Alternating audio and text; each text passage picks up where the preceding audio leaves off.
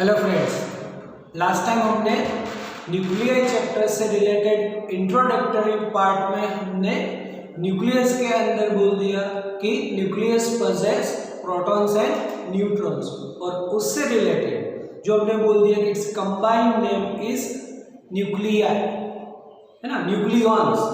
The combined name of protons and neutrons called nucleons.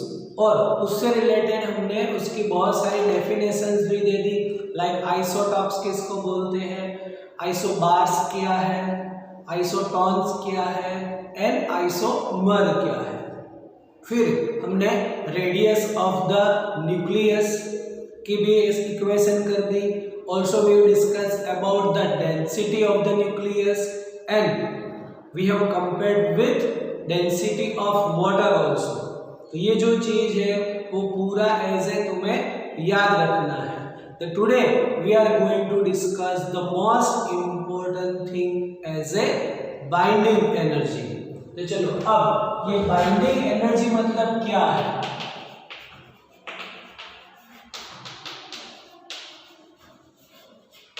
That we will denote as a EB.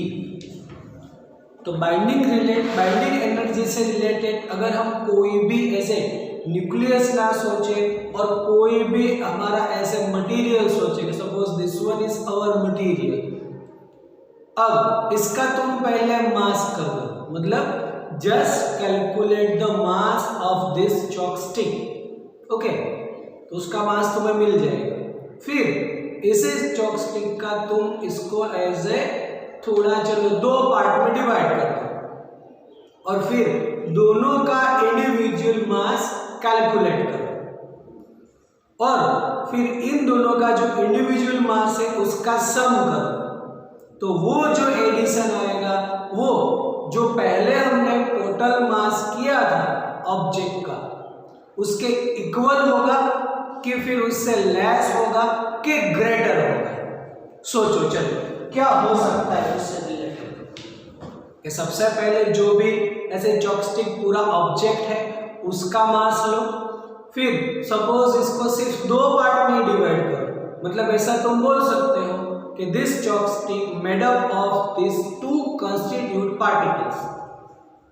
तो इन दोनों का मास करो, दोनों का सम करो, तो वो क्या होगा, उससे इक्वल होगा कि लेस होगा कि ग्रेटर होगा। तो कोई भी ऐसे नॉर्मल ऑब्जेक्ट के लिए क्या होगा, it is equal, but it is not same for the nuclear. Nucleus के केस में ये सही नहीं है, मतलब कभी भी कोई भी न्यूक्लियाई के लिए तुम पूरे न्यूक्लियस का मास लो और फिर उसके कंस्टिट्यूट पार्टिकल्स। तो कंस्टिट्यूट पार्टिकल्स मतलब क्या, the nucleus made up of protons and neutrons. तो न्यूक्लियस के अंदर जितने भी प्रोटॉन्स हैं, जितने भी न्यूट्रॉन्स हैं, उनका मास ले लो और उसका एडिशन करो, तब उसका जो एडिशन आएगा वो either greater then that of the total mass of the nucleus, otherwise less than the mass of the nucleus। तो अब ये क्यों हुआ ऐसे, और वही जो हमें ले जाएगा टूवर्ड्स बाइंडिंग एनर्जी। तो always in case of nucleus the total mass of the constituent particles, constituent particles means protons and neutrons. We know that mass of each proton and mass of each neutron, and from कोई भी nucleus से हमें ऐसे easily we can come to know how many protons are present and how many neutrons are present.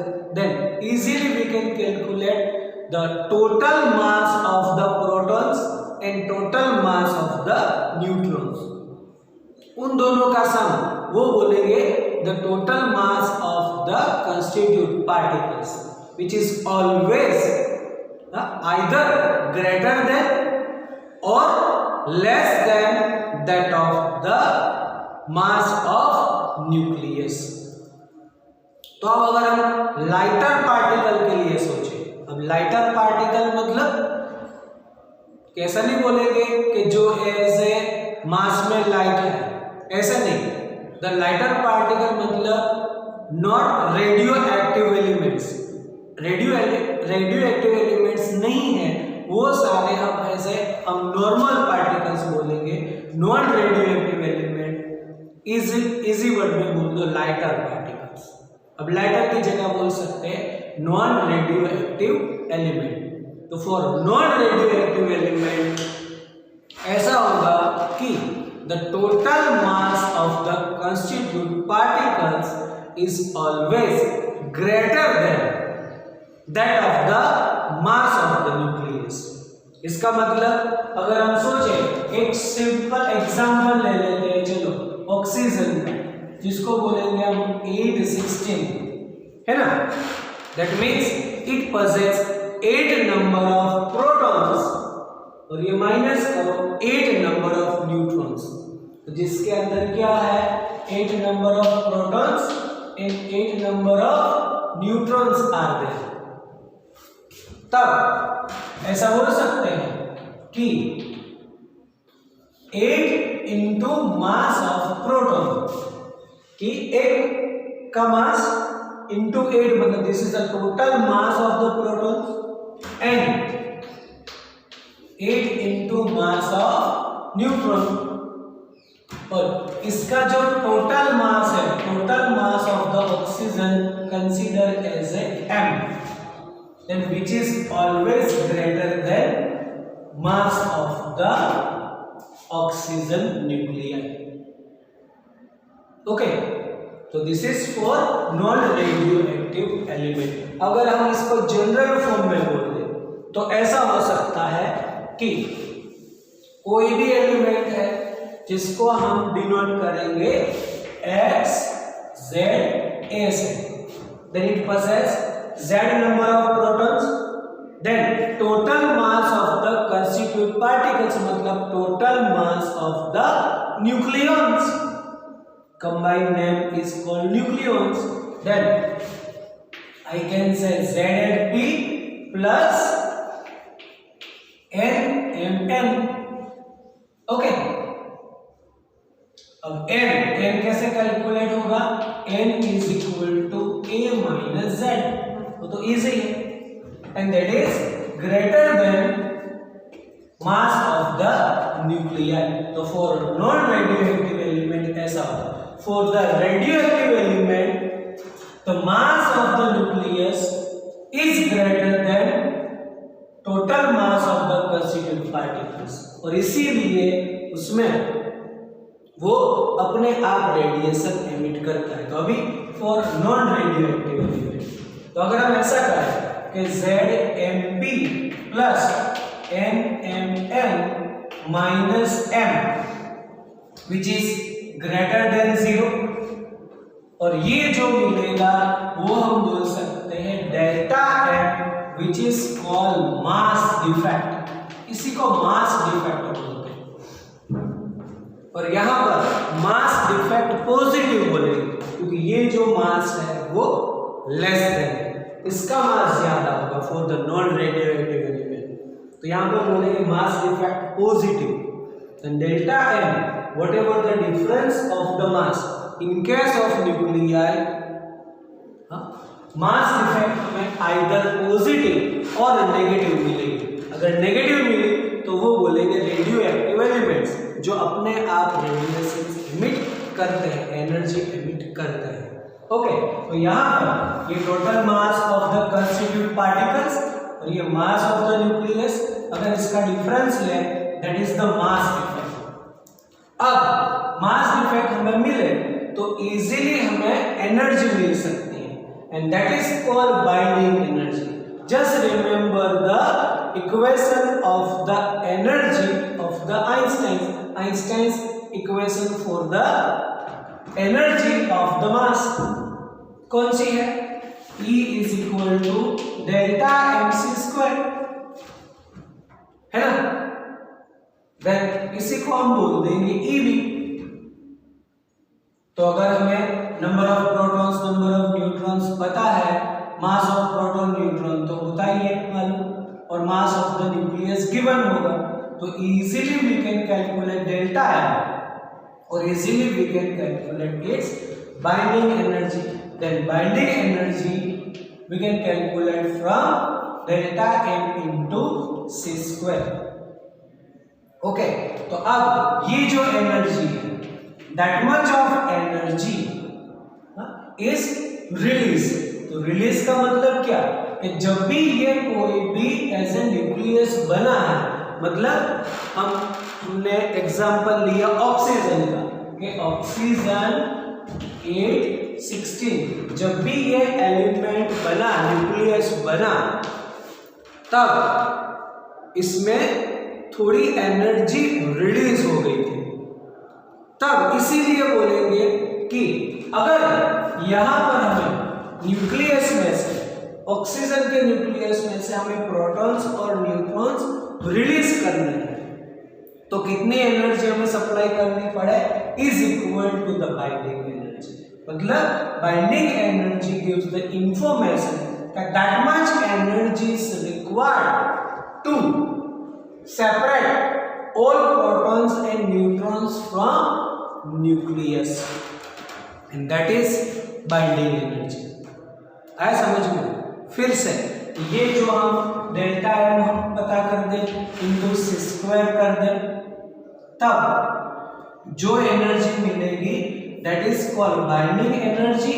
And binding energy indicate क्या करती है, पता क्या चलेगा उसमें से, तो that much energy is required to separate the protons and neutrons from that particular nucleus. उतनी एनर्जी हमें चाहिए उसको एज ए रिलीज करने के लिए।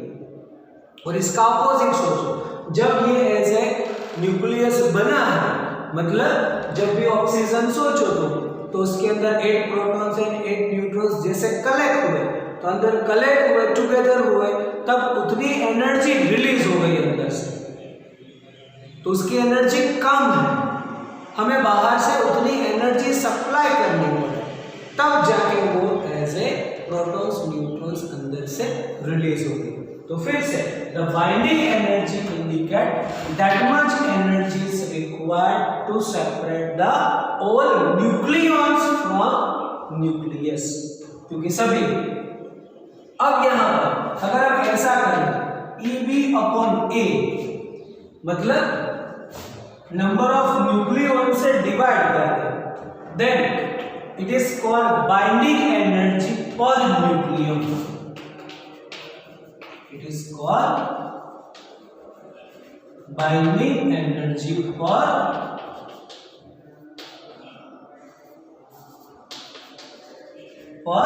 न्यूक्लियन। तो बाइंडिंग एनर्जी पर न्यूक्लियन से हमें ऐसा मालूम पड़े, ऐसी इंफॉर्मेशन मिले कि एक प्रोटॉन या एक न्यूट्रॉन को रिलीज करने के लिए कितनी एनर्जी चाहिए, and that is the binding energy per nucleon. आ रहा है समझ में? तो सबसे पहले हमें बाइंडिंग एनर्जी मिलेगी, और फिर अगर ऐसे कोई भी MCQ या फिर ऐसे न्यूमेरिकल में पूछा है कि calculate binding energy per nucleon, तो जो भी हमारा एलिमेंट है उसके प्रोटॉन नंबर ऑफ न्यूक्लियन से डिवाइड कर दो, that is binding energy per nucleon, और वो हमें सजेस्ट करता है कि that much energy is required to separate each proton और न्यूट्रॉन फ्रॉम न्यूक्लियस। ओके, तो अब यहां से अगर हम binding energy per nucleon versus number of nucleons का ग्राफ प्लॉट करें, तो यहां पर ये जो ग्राफ है वो भी हमारे लिए इंपॉर्टेंट है। ये बाइंडिंग एनर्जी का जो कैस है, थियरी है, वो ऐसे थियरी इंपॉर्टेंट है, न्यूमेरिकल के लिए भी इंपॉर्टेंट है ये, और इसी में ग्राफ द मोस्ट इंपॉर्टेंट। तो यहां पर हम प्लॉट करेंगे graph binding energy per nucleon versus number of nucleons. तो उसका ग्राफ का जो भी नेचर है वो कुछ ऐसा है।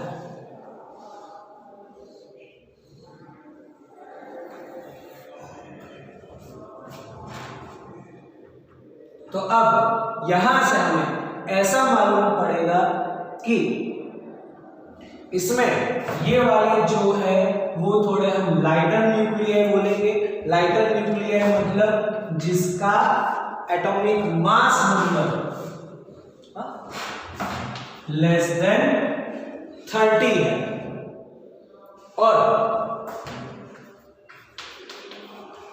ऐसे बिटवीन 30 एंड 170 जिसको बोलेंगे हम इंटरमीडिएट, और ग्रेटर देन 170 है वो सब हेवी न्यूक्लियस। मतलब less than 30 lighter nuclei, greater than 170 that is heavy nuclei, in between the 30 and 170 it's called intermediate nuclei. तो अब for the lighter nuclei binding energy is less, binding energy per nucleon is less, and for the heavy nuclei the binding energy per nucleon is also less.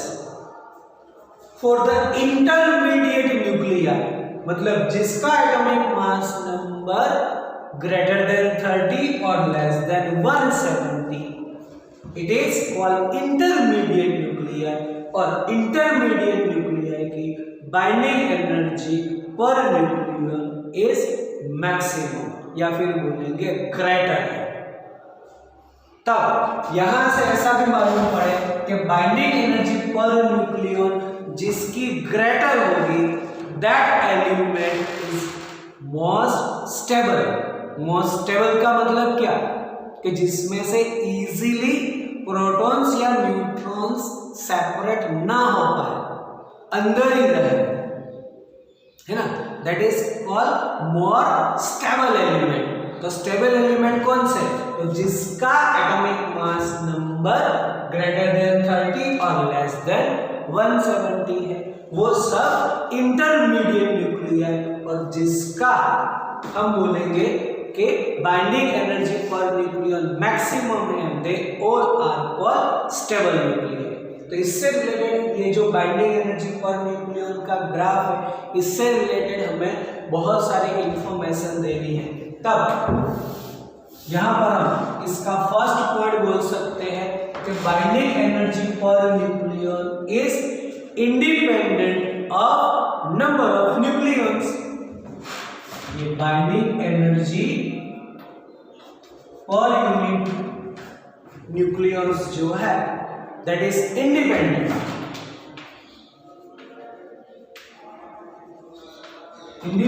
Of number of nucleons, क्योंकि वो each proton या each neutron के लिए है तो वो number of nucleons कितने हैं उसके ऊपर तो डिपेंड करेगा ही नहीं। ओके, चलो फिर सेकंड पॉइंट हम बोलेंगे। तो जो भी ये हम बोलेंगे कि बाइंडिंग एनर्जी पर न्यूक्लियन है वो किससे बना है, तो ऐसा आप बोलेंगे कि इसके अंदर एक फोर्स है, मतलब न्यूक्लियस के अंदर एक फोर्स है that is called strong nuclear force. Strong nuclear force की इंफॉर्मेशन हमने 11th स्टैंडर्ड में ले ली है। फर्स्ट चैप्टर ही हमारा है फिजिकल वर्ल्ड, जिसमें हमने फंडामेंटल 4 फोर्सेस की बात कर दी है, जिसमें एक फोर्स है स्ट्रॉन्ग न्यूक्लियर फोर्स, है ना, और बोला था हमने फर्दर डिस्कशन हम 12th में करेंगे। तो यहाँ पर हमें as a strong nuclear force की इंफॉर्मेशन भी देनी है, लेकिन वो टॉपिक इसके बाद आ रहा है। तो ऐसा भी बोल सकते हैं कि यहाँ से बाइंडिंग एनर्जी पर न्यूक्लियन से हमें ऐसा भी मालूम पड़ता है कि nucleus possess strong nuclear force and binding energy for nucleon suggests that there is a inside strong nuclear force। Okay, फिर जो हमने बोल दिया कि जिसका as a atomic number less than 30 और ग्रेटर देन 30 और लेस देन 170 है, they all are called intermediate nuclear. और इसके लिए बाइंडिंग एनर्जी पर न्यूक्लियर जो है वो मैक्सिमम है, इसके लिए maximum energy required, they are called stable nuclear, इसको हम बोलेंगे stable nuclear. For the lighter, जिसका ये ए लेस देन 30 है वो लाइटर बोलेंगे, और ग्रेटर देन 170 है वो हम बोलेंगे हैवी न्यूक्लियस, जिसके लिए बाइंडिंग एनर्जी पर न्यूक्लियर लेस है। ओके, तो अब इससे रिलेटेड अब हम नेक्स्ट पॉइंट सोचे।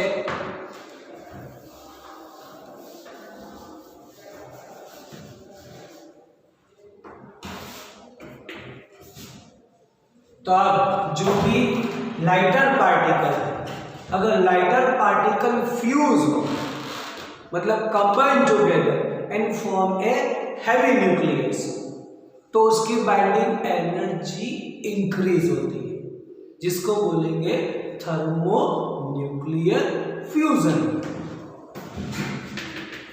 इन case of fusion, thermo nuclear, सिर्फ इसको फ्यूजन बोलो चलो। In case of fusion, fusion means कोई भी ऐसे nuclei as a combine. In case of combination of the nuclear, तो जब भी ऐसे दो लाइटर न्यूक्लियर कंबाइन होंगे and form a heavy nucleus, then इस बाइंडिंग एनर्जी इंक्रीज, क्योंकि जो लाइटर है अगर वो फ्यूज होंगे तब उसकी ए जो है वो इंक्रीज होगा, ए इंक्रीज होगा तो बाइंडिंग एनर्जी भी इंक्रीज होगी। इन केस ऑफ फ्यूजन बोलेंगे बाइंडिंग एनर्जी इंक्रीजेस।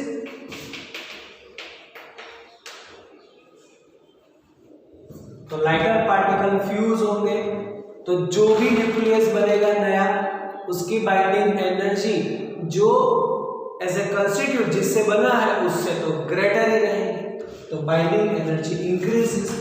चलो, इन केस ऑफ फिशन, तो फिशन का मतलब क्या है? तोड़ना।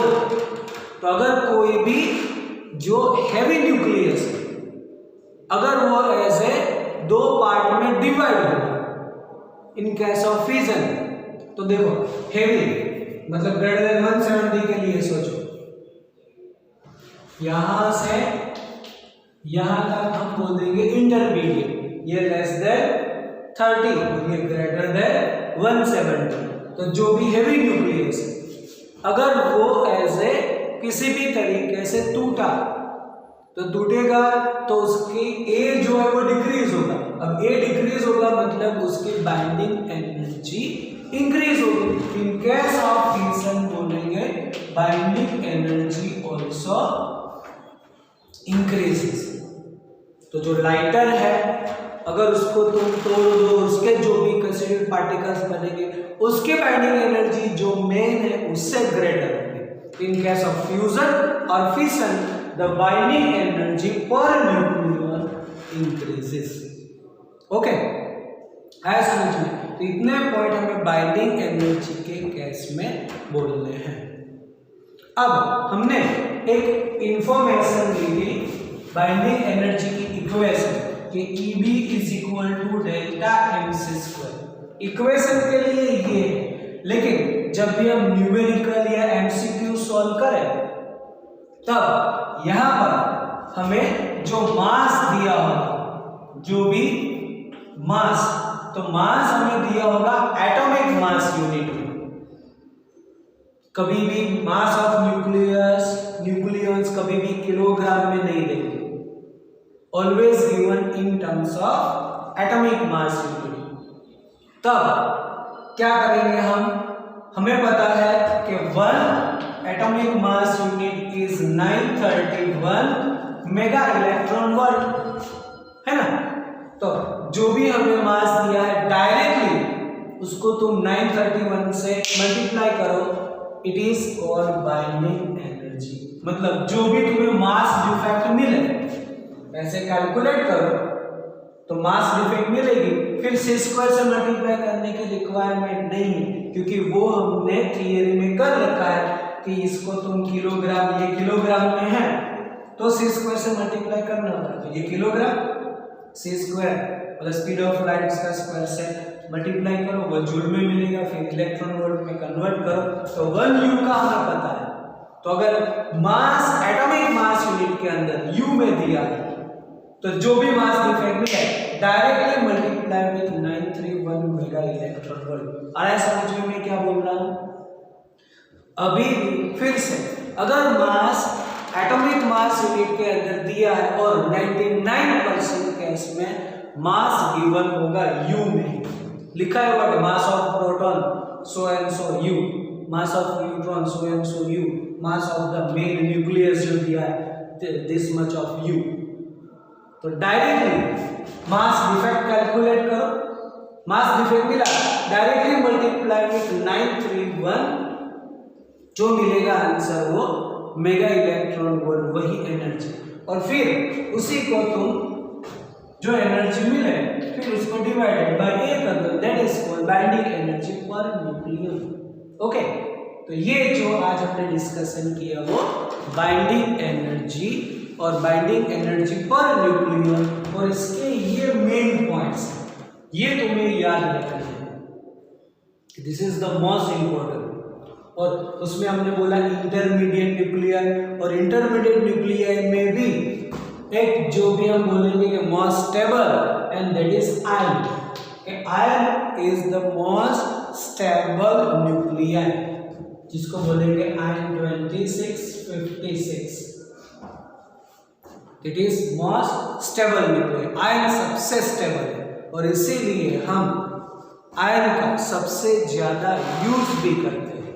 वैसे चिप भी पड़ता है आयन, और इसका सबसे ज्यादा यूज भी करते हैं because it is most stable element. इसकी binding energy per nucleon is maximum. ये जो तुम पॉइंट बोलो कि binding energy per nucleon intermediate के लिए मैक्सिमम है, तो वहां पर ही बोल दो कि आयन इज मोस्ट स्टेबल और उसकी बाइंडिंग एनर्जी है 7.9, मतलब approximate 8 mega electron volt. That much energy is required for each nucleon. तो 56 करो, उसकी टोटल एनर्जी कितनी? ये है binding energy per nucleon for ion 7.9 near about 8 mega electron. Okay, तो ये बाइंडिंग एनर्जी का केस मोस्ट इंपॉर्टेंट है, इसको कंप्लीट करो। नेक्स्ट पार्ट में हम nuclear force, strong nuclear force कैसे अराइज होता है, क्यों होता है, स्टेबल एलिमेंट क्या है, सबकी हम डिस्कशन करेंगे। और उसके बाद रेडियो एक्टिव एलिमेंट